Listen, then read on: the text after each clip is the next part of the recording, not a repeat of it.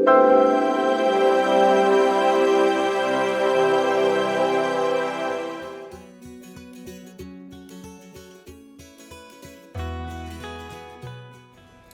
everybody, I hope you had a great week. Today we'll be going over some calculations. For example, Chapter 10, End of Chapter Problems. Just remember that the numbers have been changed, so the answers will not necessarily be the same as the End of Chapter Problems that you'll have in your homework. One of the primary differences of Chapter 10 over previous chapters is that we'll be dealing with two sets of data using an independent measures research design, where we're comparing two different groups of scores that represent either two populations or two treatment conditions. In our first question, we have two samples, and the first sample has 12 individuals with a sum of squared deviations of 2,339. Our second sample has 12 individuals with a sum of squared deviations of 2,413. In order to find our pooled variance, we'll add the sum of squared deviations and divide them by the sum of degrees of freedom. And then we'll come up with a pooled variance of 216. And we'll use this to find our estimated standard error for the sample mean difference by taking the square root of the sum of each pooled variance divided by n. Be careful, because although in this particular circumstance n is the same, n is not always the same. Sometimes you'll have a sample with 8 and a sample with 12. In this case, they're the same, so we'll find the square root of 18 plus 18, which is the square root of 36, which equals 6. Then we're asked if the difference is 16 points, is that enough to reject the null for two-tailed alpha of 0.05? First, we have to find what the critical region for that is, and we'll adjust our slider for degrees of freedom to equal the sum of each n minus 1. So in this example, our degrees of freedom is 22. And when you move the slider to where there's 2.5% in each tail, you'll find a critical value of 2.074. In the book, under Appendix B, Statistical Tables, Table B2, the t distribution, you'll scroll down to the appropriate degrees of freedom and match that up with the proportion that you're looking for. In this case, we have a two-tailed alpha level of 0.05, so we'll have 0.025 in each tail, and it gives us the same result, 2.074. To find our t, if the difference is 16 points, we'll take the 16 points minus 0, which is our hypothesized null, and divide it by the standard error that we came up with earlier. We come up with a value of 2.7. Since 2.7 is in our critical region, we'll find that 16 points is in fact a sufficient difference to reject the null.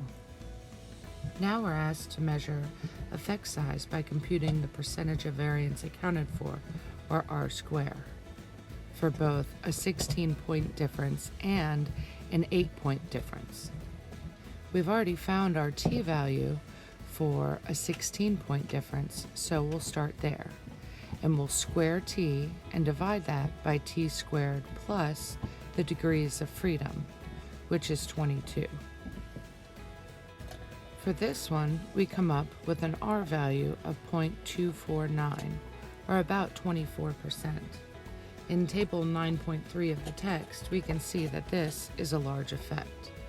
When our sample mean difference is only 8, we'll have to calculate that t-value, which is 8 divided by 6, which comes out to 1.33. When we square our new t-value and divide it by the sum of t squared plus degrees of freedom, we come up with an r squared value of 0.074. And when we look at table 9.3 in the text, we see that this is a small effect. In our next problem, we are given our sample standard deviation. We are asked to find the sum of squared deviations. So first, we'll square our sample standard deviation to find our sample variance. And then we'll plug this number into our sample variance equation to find our sum of squared deviations. We'll multiply each side by 15, which is our degrees of freedom, to get rid of the denominator. And we'll find that our sum of squared deviations for our first sample is 240. Then we'll take our second sample standard deviation and square it to find our sample variance, and plug it in to our sample variance equation to find the sum of squared deviations. We'll multiply each side by 17, which is our degrees of freedom for the second sample, and come up with a sum of squared deviations of 208.25. Now that we have both of our sum of squared deviations, we can find our pooled variance, which is the sum of our sum of squared deviations divided by the sum of our degrees of freedom. And we'll come up with a value of 14.008. And we'll use our pooled variance to determine the standard error for the sample mean difference, which is the square root of the sum of each sample's pooled variance divided by n. In this case, our standard error is 1.286. Now that we know our standard error, we can determine the value for t. And we'll take our mean 1 and subtract mean 2 and divide that by our standard error. So the t-value for our independent measures t-test is 2.021. Next, we're asked to make some determinations using single sample t-tests, and we'll start with our first sample of offensive linemen with an n of 16 and a mean of 35.5. We're told that any value greater than 30 kilograms per meter squared is considered to be at risk, so that will be our mean for the population. For our single sample t-test, we'll take our sample mean, subtract our population mean, and divide it by our standard error, which are the equations from Chapter 9. So our single sample t-value for our first sample of offensive linemen is 5.5. We'll perform the same steps to determine the single sample t-value for our second sample of defensive linemen. For our second sample, we come up with a t-value of 3.52. In order to determine whether our t-values are significant or not, we're going to have to adjust our degrees of freedom for each of our tests and adjust how many tails for each of our tests, and then move our slider back and forth until we get 1% in the tail for one tail, or 5% in each tail for a two-tail test. For our first example of offensive linemen, we have a degrees of freedom of n-1, which equals 15, and we're running a one-tail test with an alpha of 0.01. We find that our critical t is 2.602. For our second sample of defensive linemen, we have degrees of freedom of 17, also with a one-tail test with an alpha of 0.01. We find we have a critical t of 2.567. For our independent measures, we are asked to run a two-tailed test with an alpha of 0.01. So we'll have 0.0050 in the right tail and 0.0050 in the left tail. That will give us a critical T of 2.738. Remember, my numbers aren't the same as your numbers, so you'll have to adjust accordingly. So first we'll take a look at our first sample of offensive T-men. We'll find that we came up with a T-value of 5.5. Then we'll go back and look at our critical T, which is 2.602. If we draw a diagram with our critical T of 2.602 and shade in the tail, we can see that our T of 5.5 is well in the critical region, so we will reject the null. Now we'll take a look at our second sample of defensive linemen. We found a T of 3.52 and determined that we had a critical T value of 2.567. We can see that 3.5 falls well into our tail, so we will reject the null on this one as well. For our independent measures test, our t-value was 2.021. This part of the problem asks us to perform a two-tailed test with an alpha of 0.01. You've got to be careful to make sure that you read the problem carefully. We found a critical T of 2.738. As we can see, our value of 2.02 falls within the body, so we will fail to reject the null because our numbers are not far off from the mean.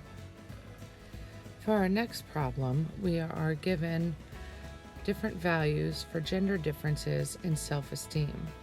And our first sample will be a sample of n equals 9 male adolescents with a mean of 40, and a sample of n equals 20 female adolescents with a mean of 36.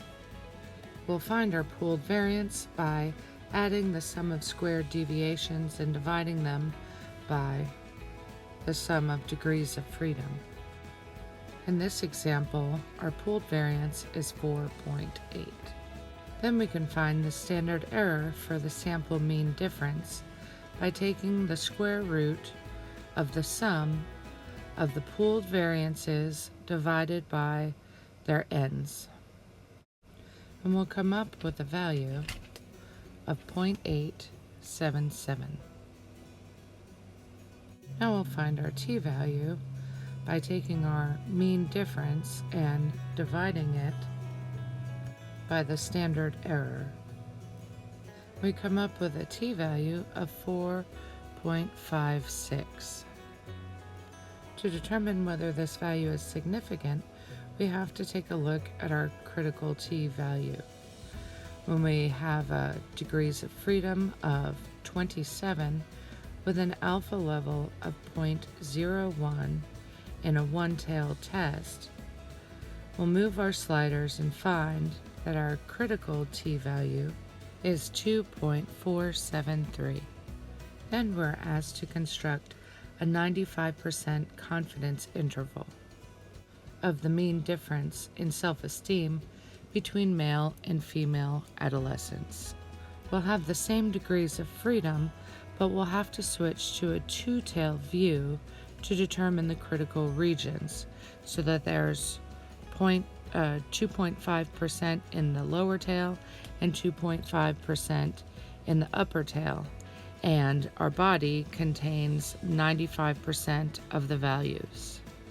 We'll find that our t for our confidence interval is plus or minus 2.052. We'll plug that value into our equation for our confidence interval, which is mean plus or minus t times standard error. Since the difference in our means is 40 minus 36, which is 4, we'll add and then subtract the value of t times our standard error, which is 1.799. So our mean difference plus 1.799 gives us 5.799. The mean difference minus 1.799 gives us a value of 2.201.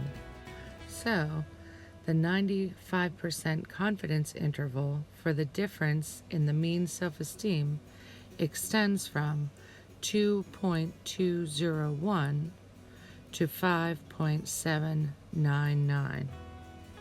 And the results indicate that adolescent males do have significantly higher self-esteem than girls, with a T of 27 equals 4.56, with a probability that's less than 0.01, one-tailed, 95% confidence interval that ranges from 2.201 to 5.799.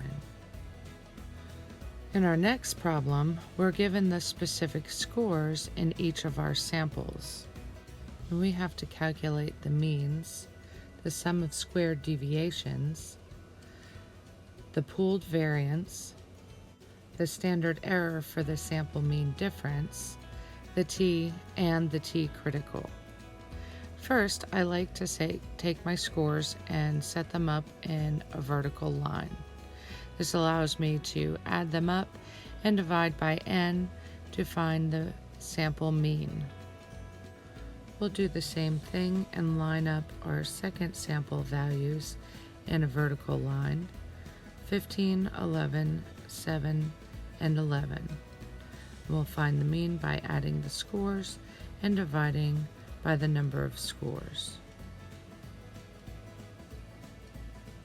The first step in finding the sum of square deviations is to take each score and subtract the mean.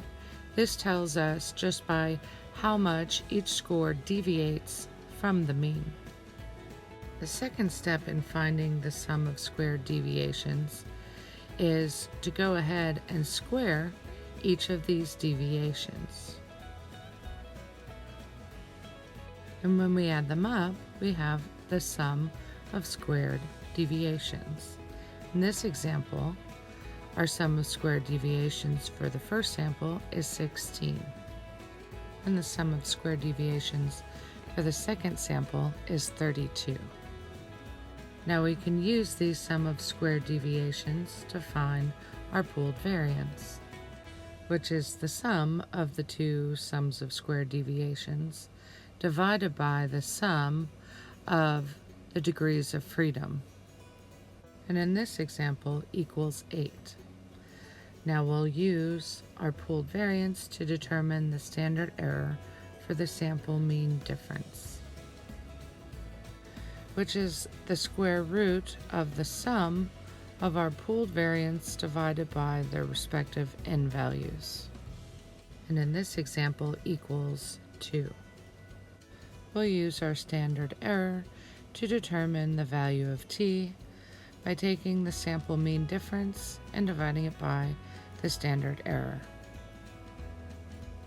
To determine our critical values, we're going to adjust our degrees of freedom to 6 and move our slider over to where there's 0.025 on either side of the tail. And in this case, we will fail to reject the null because our t-value is in the body and there is no significant difference between the two sets of instructions. Next, we are asked to measure the effect size with both Cohen's d and r squared.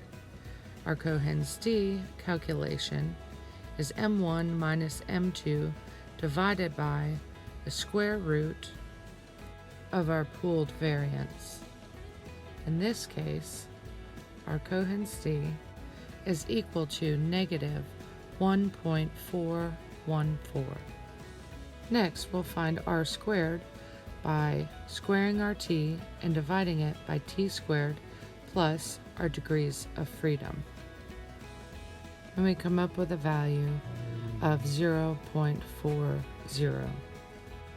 As you can see, Chapter 10 has some pretty lengthy calculations, and I would highly recommend getting started early. I hope this helped, and I will see you next time. Take care.